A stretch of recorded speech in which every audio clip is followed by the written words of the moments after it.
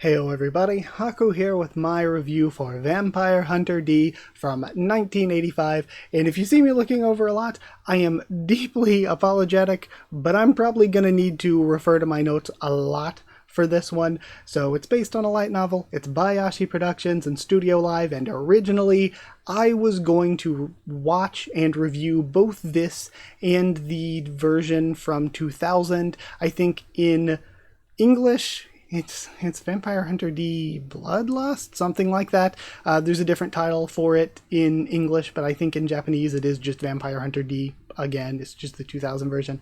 I was going to watch both and then come review both together in one video, but I watched this and I loved it so much that I was like, I really want to talk about it before watching the 2000 version and potentially getting my opinions, swayed or skewed by the 2000 version. So this I watched in dub, I watched it in sub originally because, of course, look at me. I review anime. I look like this. Of course, I'm going to say sub over dub, clearly. So I watched it in sub first, and then I watched it in dub and took my notes while I was watching in dub. So I watched both, and it wasn't the old dub, it was the newer one.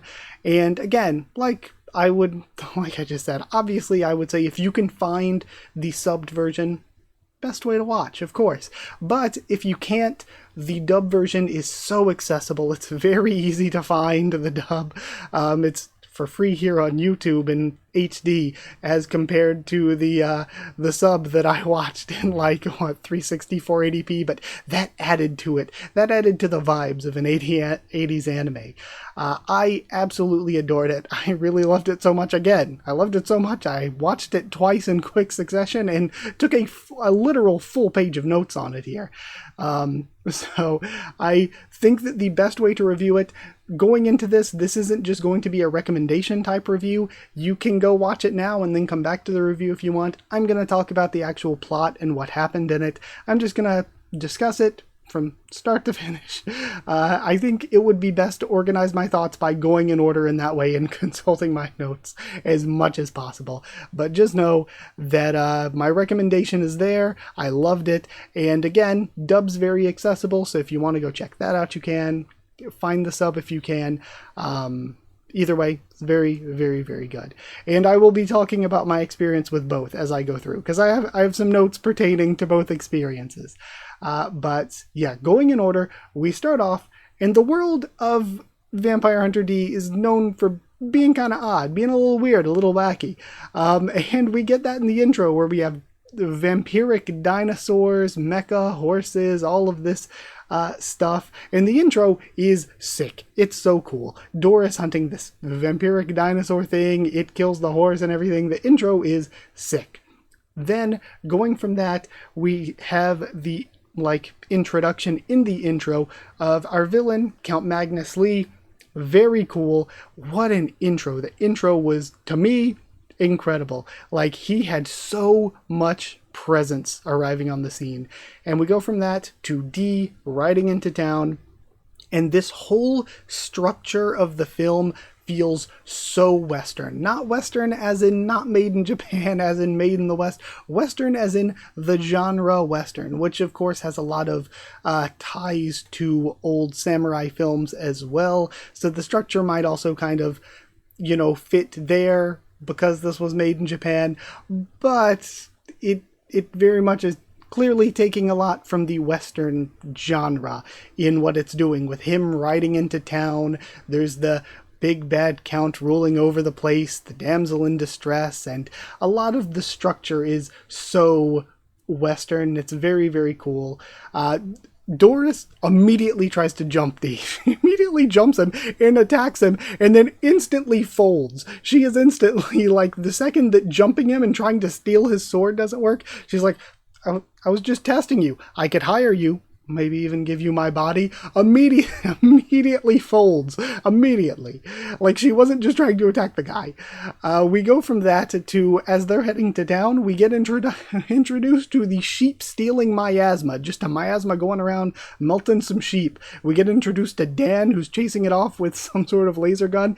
And honestly, very often, kids in anime tend to be quite annoying, but Dan is not. Dan I thought was really cool. I like Dan as a character a lot. I liked all of these characters a lot.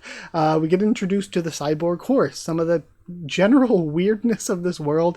I love the mix of this world between Eastern European elements, going with like the vampire stuff and how a lot of the architecture of the buildings looks, and, you know, Wild West stuff, like Wild West US stuff. It's like the buildings, the style, the way the characters are dressed, there is this sort of futurism to it that you see from a lot of 80s anime, but it's very much a combination of Eastern European and Wild West, and it's a very unique thing. It feels different from most anything else you would be watching. We get introduced to Greco, the mayor's son, and Greco in the dub is hilarious. Greco in the dub had me dying. Again, that's maybe not the best thing, but it's like, you know, it's like the dub has a very, you know, abridged series energy in a lot of ways. Many dubs do. I mean, a lot of the voice actors maybe got some of their starts doing abridged series and stuff for fun. But, you know, again, preferring the sub and everything, but Dub Greco is hilarious. Dub Greco was so funny to me. He was just going so hard, and it really killed me. I thought it was really funny. We are introduced to the idea, the villagers are like, we could send her to the asylum. In the dub, they called it the camp rather than the asylum, and you would really think that that would be brought up a little bit more, but it kind of isn't. It kind of isn't brought up much more. And because this is based on a light novel, I wonder to myself with a lot of the stuff, because in the future we're going to get into a lot of moments where it feels like they really just jumped from one thing to another and we kind of skipped over some stuff. It really makes me wonder, okay, there was probably some more detail here that was cut out, and I wonder how different an experience reading the light novel would be. Maybe we need ourselves another remake to get a like full picture of the story, but you know, then it might not look as good visually with modern styles and everything. Who knows? But the asylum, the camp, is kind of brought up. They're like, but sending people there never leads to anything good. We sent a woman there 50 years ago, and then the Count killed a couple people, and she died of madness while she was locked up there. And again, spoilers for a little bit of the future in the movie. That doesn't really get brought up again, but Count Lee does have a line at one point where he's like, what if we take a human woman every 50 years or so? So maybe that line is to make us think that Ramika's mother potentially could have been that woman, but they said the woman died of madness in the camp. So it is just sort of questionable. It doesn't really get brought up again. Sometimes that kind of thing happens. Sometimes things kind of show up out of nowhere or disappear from the story out of nowhere, and it kind of makes me wonder, the light novel thing, like, was that something that was just skimmed over a bit? Maybe. We get a little bit of a scene with D and his talking hand.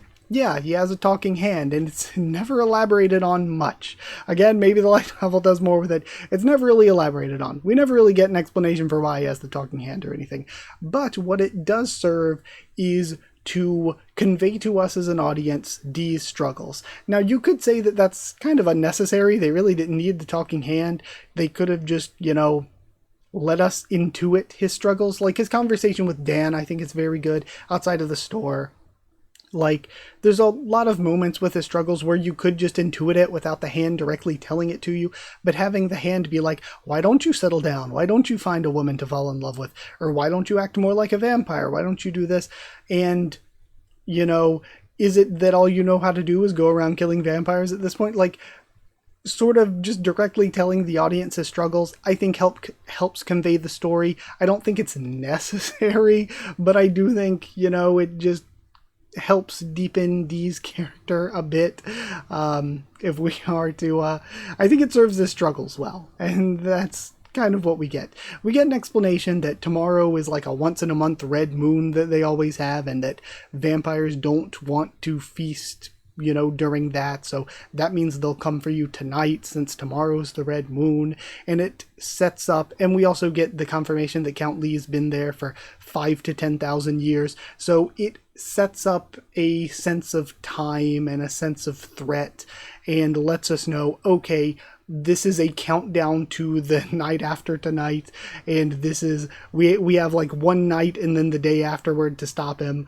That kind of sets our structure there, kind of sets our timeline. So the nobility, because they're vampires, in order to, attack and not have to worry about vampires' weaknesses, they send out mutants and werewolves. I kind of wished werewolves were a little bit more expanded upon. Mutants also, now that I think about it, weren't the most expanded upon. We get introduced to Ray and Ramika, who were sent, and they are two of my favorite characters. I loved them. They first showed up when I was first watching the movie originally in sub, and I was like, okay, they're not going to be around much. They're not going to do much. They are the early game henchmen who get sent in and taken care of, and they turned out to be so much more than that. They were so much more as characters, and I love them. They are so good. I will say in the dub, their voices, I hate to be critical of other people's work and stuff. Their voices were not the strongest to me in the dub. At first, I didn't like them very much, but then they grew on me over time, and I don't think they were like terrible or anything. They didn't like bother me really. But at first, I was like not sure about the quality there. During this assault and everything, we get the reveal of Dee being a Dhampir and everything. We get it explained that Ray is a mutant that can warp space, and Ramika is the Count's daughter. We learn a little bit later. And, the whole warping space thing, now that I look back at my notes, I feel like that doesn't come up enough with Ray and all. But either way, we learn that Dee is a Dhampir and everything. When they get back to the castle and everything after that clash, Ramika, we find out, worships Dracula as their great ancestor and feels that her father's plans are disrespectful to the idea of vampire nobility and all of that. And she thinks it's distasteful. She doesn't like what he's doing, trying to take a human girl and stuff. And I love the depth of Ramika's character. It's very, very good. We have our big storming the castle moment, Dee coming in and trying to break in. And this is when we get introduced to, under the cloak and everything, the like blue tights and all. And I'm not feeling that look, the blue tights and all. I was like, I don't know how I'm feeling that. But then when he's trying to break in, he gets harangued by this flying fuckboy, and there's this big guy who throws a rock. And at first, when I was first watching, we didn't see them again for a while. So I was like, were they just random obstacles and we're not going to see them again? They do come back and play more of a role. And watching it again in dub, I was like, oh, it wasn't that long before we saw them again. But my first time watching, I was like, that seems so random. My first time watching. Then actually we have the scene where Dee gets dropped below the castle, and we have the ruins of a 10,000-year-old war. Again, maybe in the light novel in the future, they really went into more detail with this war and everything. And I love how the castle itself just seems like this anomaly. It's unnatural. It's something that is tied along with the vampires and with Count Lee.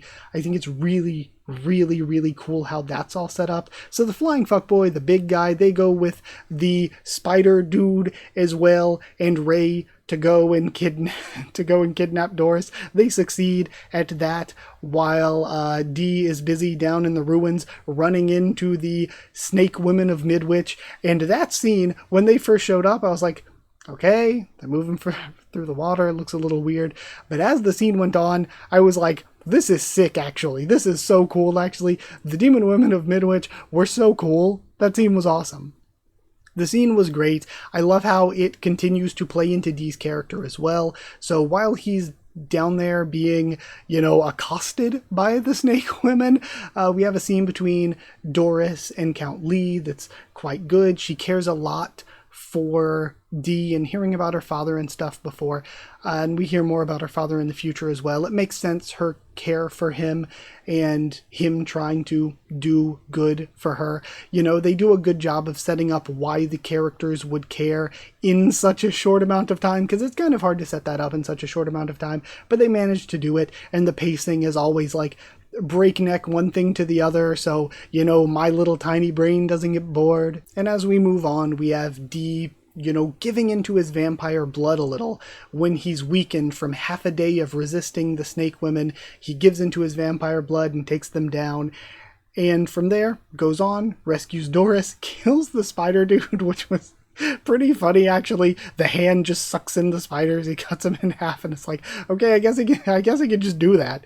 So like some of the things that just happen are like really funny. As they're getting chased out, the big guy, like they take out the ghost controlling creature as well, the mutant, I suppose it would be. The big guy gets himself blown up at the drawbridge and everything. I thought the drawbridge was going to break, he was going to fall into the moat, but no, he just kind of blows himself to bits. The flying fuckboy, as mentioned before, I think what we're supposed to draw is that Ray was tricked into killing him by Ray sensing D and throwing the boomerang thing, and then when he runs into the forest, the fuckboy, I think, is speared by the boomerang thing, so I think he just killed his own guy. I think that's what we're supposed to get from that, but I'm not 100% sure after rewatching. Like, the first time I thought that was what was happened, then I rewatched it and I'm like, you know what, I'm actually a little less clear on this. But Ray's like, hey man, can't return without results, so gotta go chase after D, can't return. And from there, it feels like we kind of skipped, like maybe this is moving from one volume of a light novel to a new volume or something. This is another one of those awkward transitions where we jump straight from that to there being these like random servants of the Count that we've never ever seen before, having a secret meeting in the town for whatever reason. You could have had a meeting like anywhere else, having a meeting in the town to give Ray the time stopping incense, time whatever, incense, whatever they called it. I think it was different from sub and dub. But during this, Greco is listening in, and you know, we get to a moment here in a minute. The time incense stuff, they're spied on by Greco, and there's a weird cut again to where you have the ransom note about Dan and everything, and Dee is like, they must be using him as bait to lure me out, and you know, Doris runs up and she's like, oh, have you found Dan? Like, he's been missing. We've been searching for him, and we didn't see him go missing. We didn't see him get kidnapped. We didn't see them finding out he was kidnapped. We didn't see them searching for him. We just kind of cut to this moment where they're finding the ransom note and everything. So I'm like, okay, maybe that was another chunk that was kind of cut out to save time or whatever. So we go there. Dee is like, yeah, they're trying to lure me out. So he goes and defeats Ray. That easy. He just goes and defeats Ray and everything because Ray was like, I have the time incense, and it was fake time incense. It didn't work. It got switched out by Greco. Somehow, again, the Count's people were there, going, delivering it to Ray and everything, but somehow, somewhere along the way, Greco was able to swap it out for the fake time incense, and we don't really know how that happened, but it just kind of happened. The doctor comes to Doris and he's like, hey, I've got a safe place. Let's go to this safe place. And the doctor's been around, seemingly nice, pretty much this whole time. He's just been a random-ass background citizen or whatever. But he was very much untrustworthy here. But then again, I was like, is he actually untrustworthy? Or is it just, you know, we happen to find magical thing that will help protect you. Let's go. So he's taking her. And they get confronted by Ramika. I just saw my notes and was reminded. We have them confronted by Ramika, and he tears he gets revealed. Doctor is actually, he got vampired, and he tears the cross necklace off and everything, exposes her booba, and I was like, of course, I've been watching a lot of 80s anime, and it feels like whether it's an action, whether it's a horror, whether it is a, you know, romance, basically every anime I've watched at some point has exposed booba, like every single one from the 80s. It seems like, without question, it has happened in every one so far. So I was like, there it is. But then again, rewatching, I was like, yeah, the snake women had their booba out. There's a shower scene later on. So it's more than just the once. But at first I was like, is that just the one instance of it? It's kind of funny. We have this corny-ass line where he's like, oh, she was so beautiful, but now that I am a vampire, I realized I could have raped her all along. And in the subs, or in the dub, they kind of tone it down. So he's like, I could have violated her instead of raped her or whatever. But it's such a silly line. Oh, brother. Oh, me. Why didn't I consider rape? Like, it's so... It's silly evil for the vampires. It's so funny. So we have that, but he's such a corny ass little villainous prick, and then Ramika takes him out, and it makes me like Ramika even more, because I'm just like, yeah, fuck that guy. Ramika's great. I love her so much. Her character arc is so great. But now that Ramika doesn't even want to kill Doris. Ramika's just like, I don't want my dad to marry you. She's like, I don't want your dad to marry me either. And they're kind of like, okay, we just need to get you out of here, man. Then Greco shows up. Greco has the real-time incense. He uses it to, stun Ramika, because that's what the time incense does. It stuns vampires. I maybe should have explained that before. But that's the thing. That was Ray's plan. He was going to use it to stun D. It doesn't happen. D just instantly defeats the guy, cuts his arm off. And again, the space warping comes into play like once when he's first introduced, and pretty much not again, basically. So from there, we have Greco hitting them with, oh my god, Greco hitting them with the incense. And I just realized what happens next. The best scene, Greco gets sniped. When I first watched this in the sub, I was watching it like late at night. I was like, oh, let me watch an old horror anime or whatever. I mean, this is more Vampire Hunter fun than horror. I didn't feel very horrified by it. But then again, I have a pretty high tolerance for horror, I think. I watch something and I'm like, that was a whatever movie. And then everybody's like, oh, that movie was so terrifying. And I was like, oh, I didn't know I was supposed to be scared of it. But like, he gets sniped and it was the middle of the night.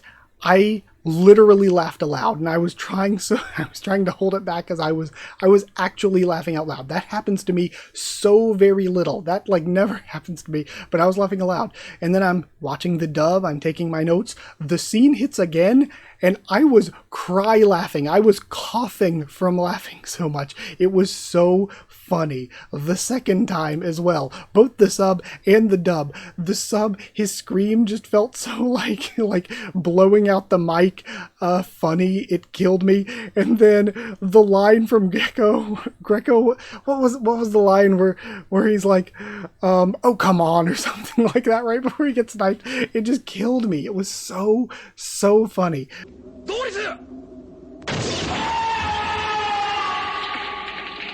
Oh, come on!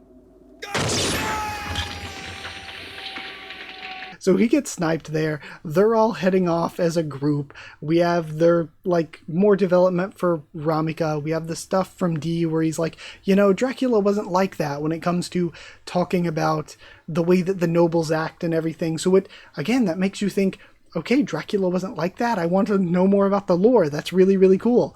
Then we get the shower scene. Wow, wow, wee wow. Very good. Again, from the very beginning here, I should have probably mentioned Doris is hot. Doris is just very, very attractive. That is kind of a big point of the plot as well, is her just being really hot. So, I mean, I guess that works. Like, Greco wants her, Count Lee wants her, D wants her, but he's really trying to hold himself back. And then we get a really good scene between them where, learning more about what she feels about him and how things went with her dad and everything, it makes sense for Doris to care about Dee. And more than that, it really just serves Dee's character development. It really lends us like some insight into what he's going through, just trying to hunt down vampires because he considers them these, transient parasites pretty much.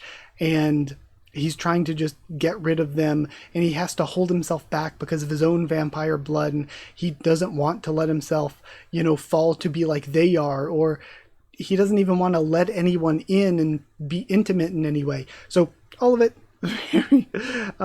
very, very good stuff. Greco somehow survives getting sniped and falling off the cliff and all that stuff in the scene that I hopefully threw into the video, unless it got claimed or whatever.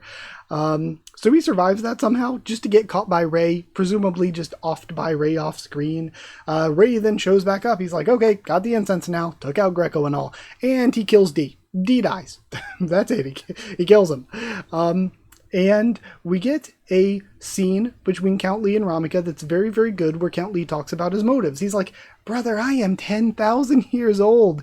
Do you understand how boring that is? And we get that his goal, his motivation is pleasure. He's like, I've been around 10,000 years. Living for 10,000 years is boring. I need some stimulation. I need some pleasure. So what is it if I take a human woman every 50 years or so? And that's where he's coming from as a villain. And it's pretty compelling. I think it's a pretty good villain motivation for a pretty cool villain. And he says, Ramika, you talk about all this noble stuff. You hate what I'm doing here, trying to take this human girl, but your mom was a human girl that I took. So, and you're half human. You're a Dampier. And that kind of is big for her character development, because this whole time she's been like, nobles should be noble, and you're not being noble, Dad. And throughout this, then getting hit with, actually, you're half human.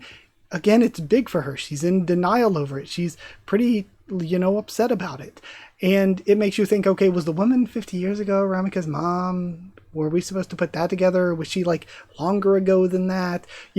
Questionable. Maybe there is a connection there, but we don't necessarily get it directly spelled out to us in the movie itself. Ray shows up and Ray's like, yo, Pops, I killed D. Where's that immortality, baby? And he's like, why do you want immortality? Give it 50 more years. Maybe then I'll think about giving you immortality. What are you talking about? You failed so many times before finally managing to kill him. And I mean, to be fair, he did finally manage to kill him. But then Ray is just steaming over that. He's steaming because he did all this. He wanted immortality. That's why he went through everything.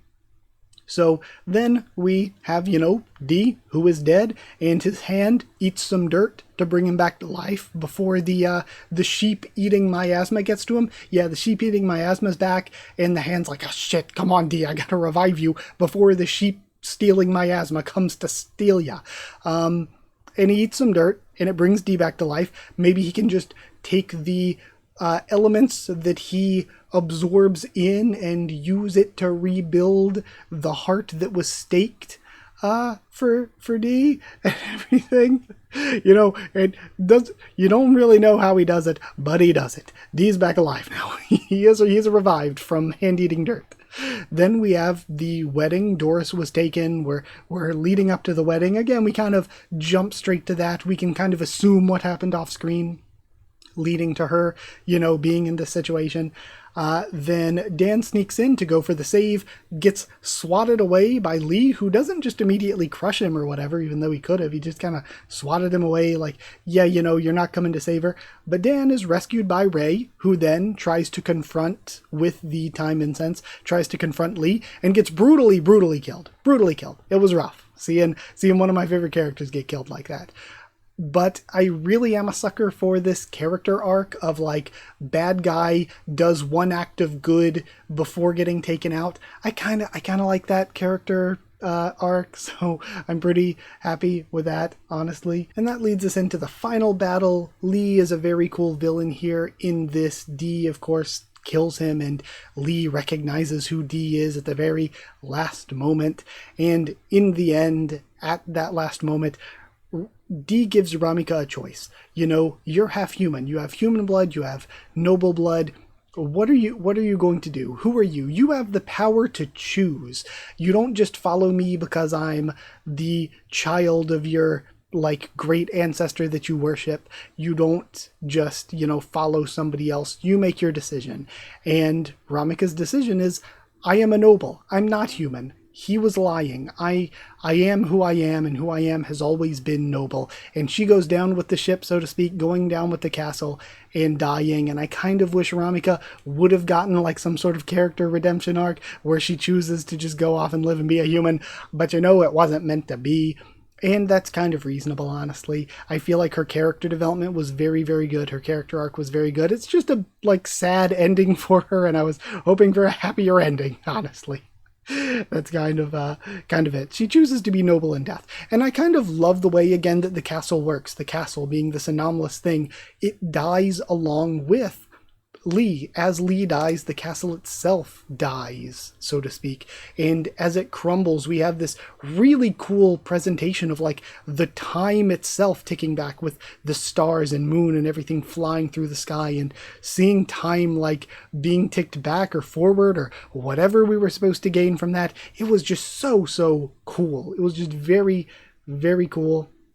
I love the effect. And then we end at kind of a bittersweet ending. Again, very Western, the genre, where, though he found this, sort of semi-love with Doris for a moment, he has to go on and ride off into the sunset to maybe ride into another town and do this all over again. That is sort of the way we end. Again, very, very Western. So yeah, with that aside, that is the movie. It was incredible. I talked about all the things I loved and didn't love in detail here, and the last thing to get into is what I always do for my reviews, which is to decide on a favorite character, waifu, and relationship. Favorite character. They're all so good. I love Dee. I really thought after my first watch I was going to say Ray, but then after rewatching, I think it's Ramika. Ramika is what I got from the subs, but I think a lot of people say Larmika, so there's probably a reason for that.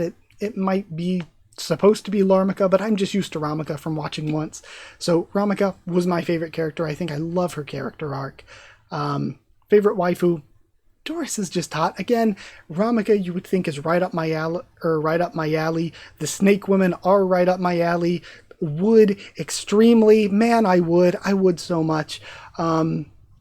So the Snake Women were hot, but Doris is just so hot. Doris is best girl for this anime. Doris is hot. And then for the favorite relationship, it's Dee and Doris. Again, I thought that the way that she felt about him felt natural in such a short amount of time, and the way that it played into his character arc and his character development and his character struggles was really well done. So yeah, incredible stuff. I think that's about it. I have yapped for half an hour, so thank you for watching. Like if you did like the video, comment down there too. Tell me what you thought of Vampire Hunter D. I'm going to watch the 2000 version and review that too, so that'll come when I watch it. Like, comment, subscribe. Follow on Twitter if you want. If you want a link to the Discord server, it's free and open for anyone. If you want to help support the channel by sharing around or dropping a super thanks, that's appreciated.